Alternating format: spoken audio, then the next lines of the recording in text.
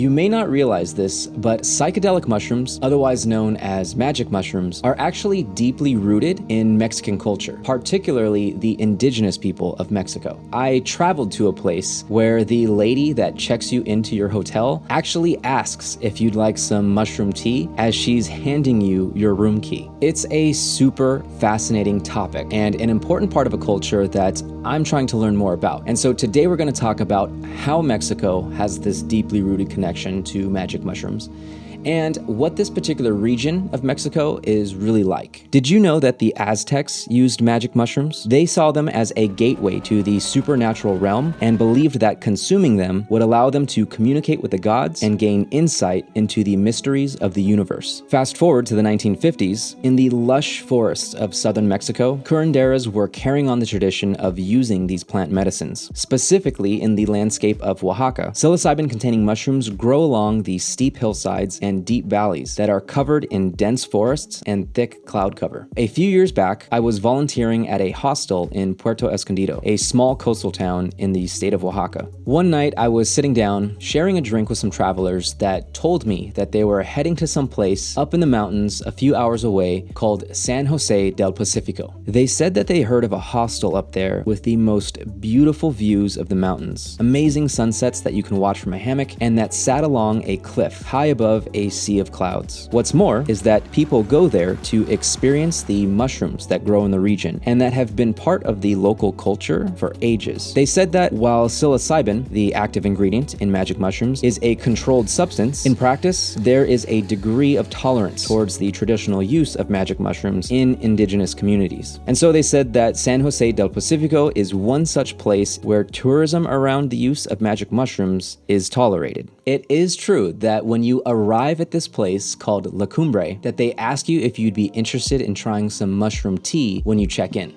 The property is made up of two parts. A hostel that sits along a mountainside, has a small store/restaurant connected to it, and has a terrace where you can watch the clouds roll over the forest canopy like a vast ocean. A bed here goes for $15 per night. The second part includes private rooms down in the forest. They're made of wood and have their own private restroom, albeit disconnected from the main structure. I stayed with a friend in a basic yet beautiful little cabin with a balcony that lets you relax and ponder life as you look into the sea of trees. But there are some other amazing looking cabins that you can get for anywhere between $45 and $150 per night. Some of these cabins are wooden domes that have these charming geometrically shaped windows that look out into the forest. Some of them have rustic wood-burning fireplaces, and some have these beautiful little skylight openings above your bed.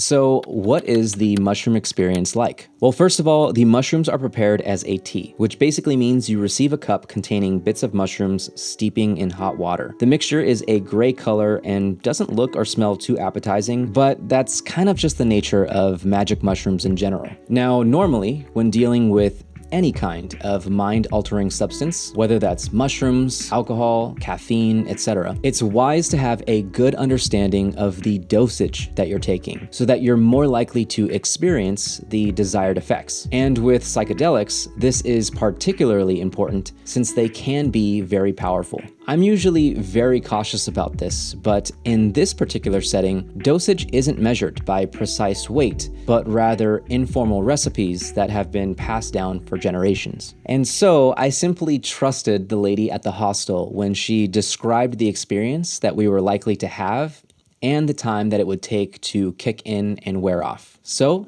how does it feel? Well, since the mushrooms were made into a tea, it takes about 20 minutes until you notice the first signs of them working. Now, this might be a bit different for every individual person, but for me, I usually start to feel a little bit nauseous, a little bit anxious, and I start yawning a lot. I also usually have to take a bit of time in the restroom because of that uncomfortable feeling, which is why it's best not to eat anything within a few hours of consuming mushrooms. There's also this feeling of wanting to kind of curl up and go to sleep until around the 40-minute mark when I suddenly have a lot more energy. Anyways, some of the other people that we met at the hostel later that day said that they found themselves becoming very playful and finding everything funny during those early stages. They described being with their friends and just kind of being very silly, imaginative, and laughing a lot as they all took a walk through the forest. As more time passes, you start to see the trees around you look kind of like they're breathing. There's this flow to them that seems to match these waves of intensity that you feel in your body. Colors become a bit more saturated, and you find yourself getting completely lost in thought every time you stop to focus on a flower or an insect crawling up a tree. Things that you normally take for granted, like a gentle breeze brushing up against your skin or the sound of birds calling each other,